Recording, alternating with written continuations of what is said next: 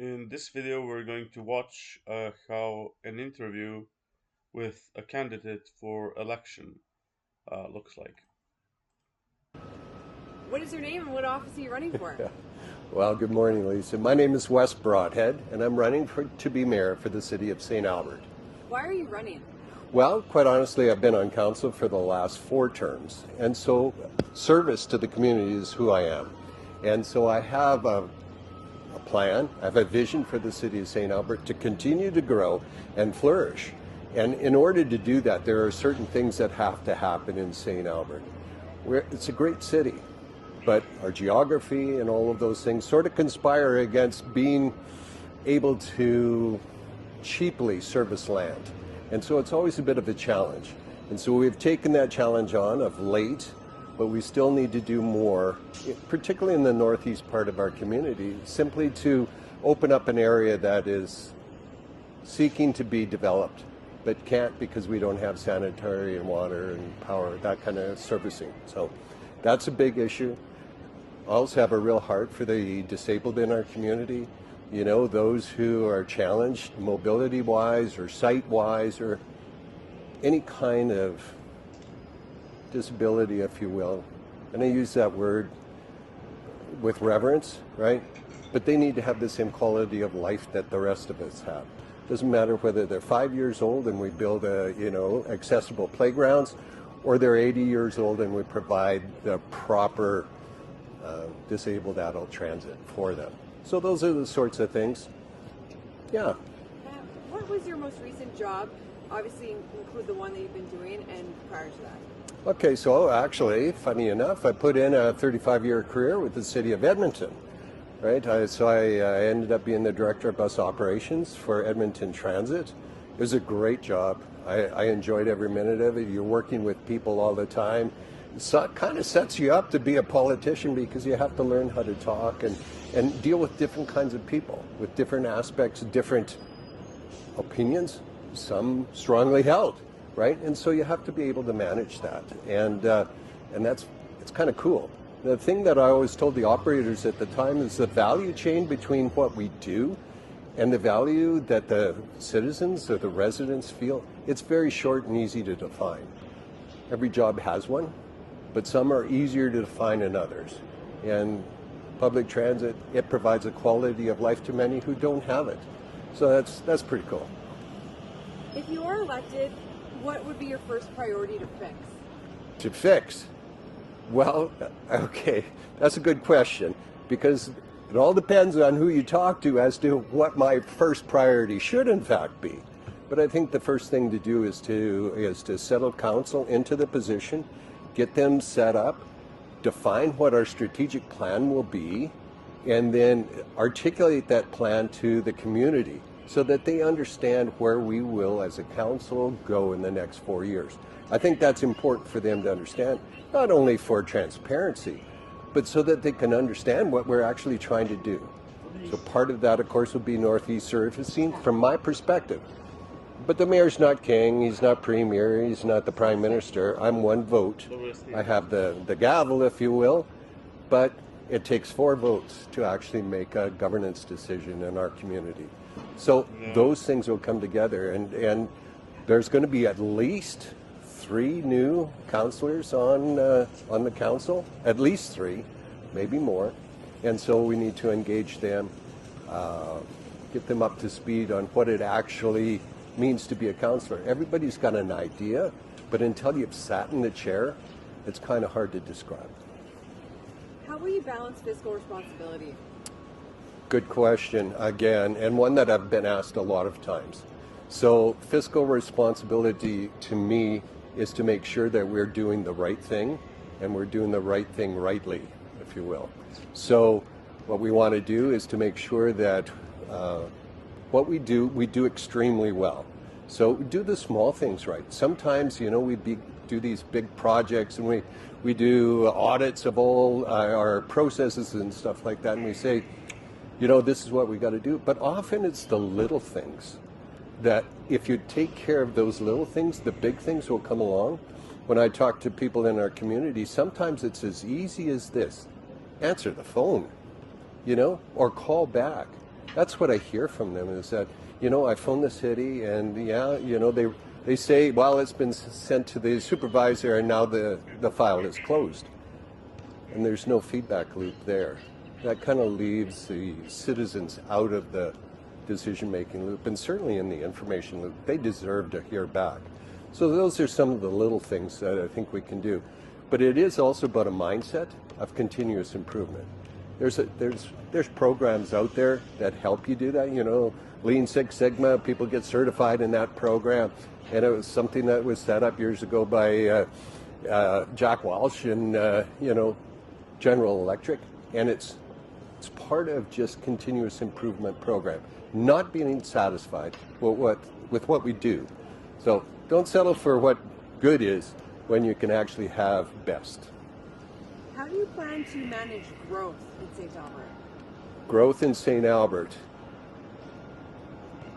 Geez, another really good question, because we don't grow as fast as other communities. And one of the reasons why is we've never had an unlimited amount of land to develop. We've always been in this land deficit situation. We've worked on that over the last little while. We now have, a new business park coming online. That's the first time in a long time where we actually have greenfield business, light industrial business park on offer, and we're servicing it. So it's going to be ready for development when, people want to come and either get a big business. I mean, it's over 600 acres. It's a fair-sized business park. So come to St. Albert, come to the region. Actually, I'm a real proponent of hunting as a pack. St. Albert's got their value proposition, but the value proposition is within the context of the global Edmonton region population. So Edmonton Global goes out to the world and says, here's our region, come. We want to compete within that region, within that context, and go out to the region or to the world as well and say, hey, St. Albert, we're a small community outside of Edmonton, not that very far outside of Edmonton, I might add, but we're there, and come and see whether our city is right for you. We have land, we have, people to make it work for you. What about when it comes to affordability with housing and living in St. Albert? How will you improve that or manage that? Yeah. So there's a couple of things. One, if you constrain a market, prices go up, right? So we want to take that land constraint away from our land development processes. We want an abundance of that so that there's offerings available, right? Not just a short of options. We need to diversify our housing options. Now, when the EMRB was in place, the Edmonton Metropolitan Region Board, they defined St. Albert as having a certain density target, right? Which was considerably more dense than we had in the past. So now we're starting to get, I wouldn't say high-rise apartment buildings, but certainly higher rise than we've ever had before. So we want to put those kinds of offerings on the table so people can come and rent. Some people want to rent until they have the down payment for a house, or they're downsizing and they're cashing out their house, and they just don't want to turn their equity back into another property. They just want to rent. So those sorts of opportunities are now becoming available in St. Albert, and yeah. How will you make St. Albert safer? Well, I'd like to get our detachment up to the manpower that we ask for. So it's been sort of an ongoing issue. Like, we love the RCMP. It's like police officers, they do a really hard job, right? And they do a good job, whether it's in Edmonton, whether it's in St. Albert, whether it's in Calgary or wherever. The police officer themselves, they do a great job. The organizations sometimes need to focus on what they're trying to get done. And St. Albert is considered to be a safe community. So sometimes, my opinion here, is that if they have a problem meeting their personnel quotas elsewhere, they'll short St. Albert. And I've had this conversation with the RCMP leadership in this province, and I say, please, we're asking. meet our quota. It's an ongoing conversation.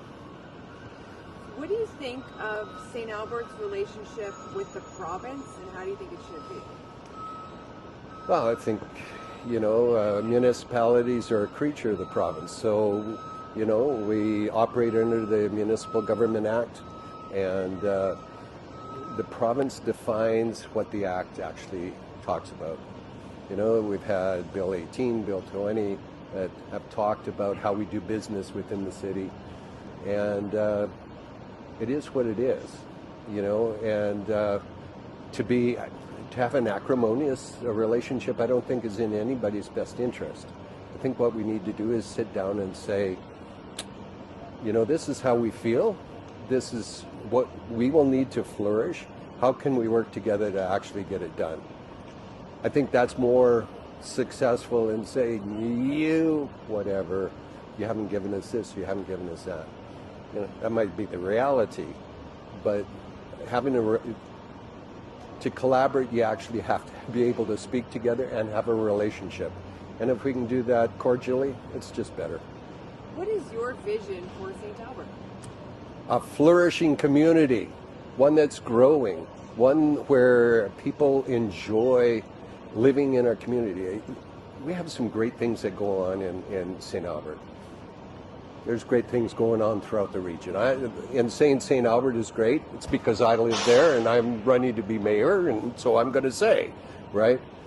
But we do have great things. We have a block party program in St. Albert, and they're all over.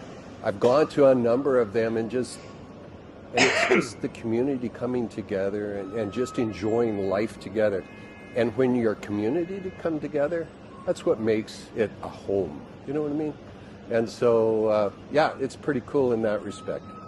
If you're elected, what's one thing you want people to remember you accomplished at the end of your term? If 4 years from now as a mayor. Yeah. Well, that's a good question. I think if they remember me as being a collaborator and somebody who has worked within the region and within the context of St. Albert to do the things that our community wants and do it affordably, and that, they feel better off 4 years from now than they do today. I mean, it's a hard case in St. Albert because it's a pretty nice place to live, right? But that's the hope of every politician, is that you serve your community in such a way that at the end of the day they say, yeah, thank you for your service. And that's all I need. Okay,